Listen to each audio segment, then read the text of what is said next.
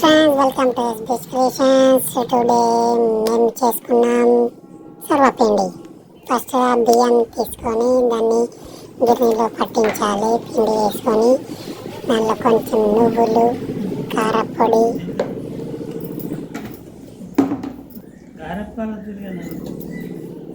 కొంచెం జీలకర్ర,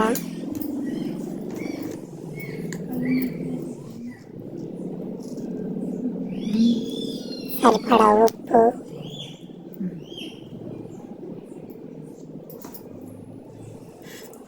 వేయించి పెట్టుకున్న శనగపప్పు,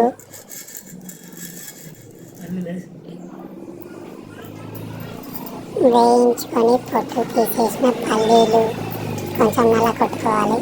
అంటే హాఫ్ లెక్క అవుతాయి కదా, అట్లా కొద్దిగా కళ్యమాకు, కరివేపాకు వేసుకొని బాగా కలుపుకోవాలి.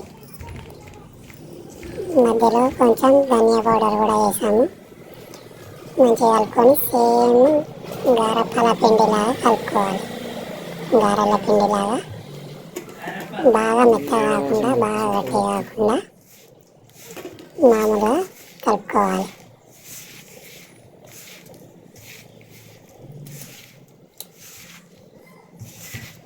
మంచిగా కలుపుకొని మంచిగా ముద్ద వేసుకోవాలి.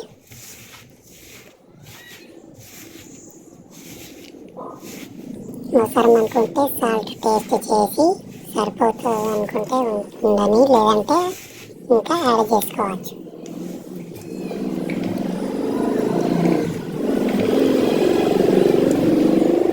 దీంట్లో ఆనియన్స్ కూడా వేసుకోవాలి. ఆనియన్స్ కట్ చేసుకున్న ఆనియన్స్,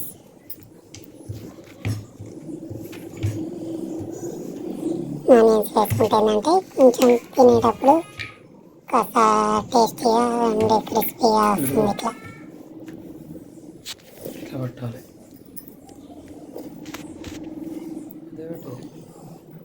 కలిపి పెట్టుకున్న పిండిని ఒక 10 to 15 minutes పక్కన వదిలేసేయాలి.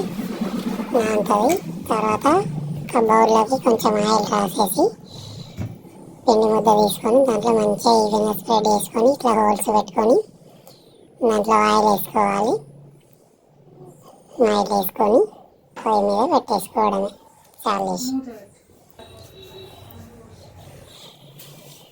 మూత పెట్టేసినాం, ఎందుకంటే కొంచెం ఉడుకుతామని చెప్పేసి. మళ్ళీ మధ్యలో ఒకసారి ఒక సైడ్ కాలిన తర్వాత ఇంకో సైడ్ వేసుకోవాలి. ఆయిల్ సరిపోదు అనుకుంటే ఆయిల్ పోసుకోవచ్చు. మన బయట దొరికే దాంట్లో వాళ్ళు పూర్తి ఆయిల్లోనే ఫ్రై చేస్తారు. కాకపోతే మనం ఏంటంటే తక్కువ ఆయిల్ ఉండాలి అనే ఉద్దేశంతో అట్లా కొద్దిగా ఆయిల్ పోసుకుంటా ఫ్రై చేసుకుంటాం. ఇది సెకండ్ది. సైడ్లకు ఆ హోల్స్లో ఆయిల్ పోసుకుంటే బాగా మంచిగా ఉడుకుతుంది.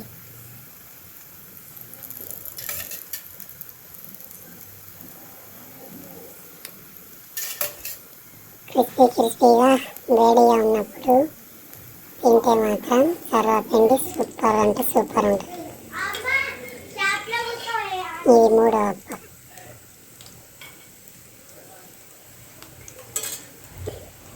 సూపర్గా టేస్టీగా ఈవినింగ్ స్నాక్స్ అయితే సూపర్ ఉంటుంది. పిల్లలు కూడా ఇష్టంతో తింటారు. మంచి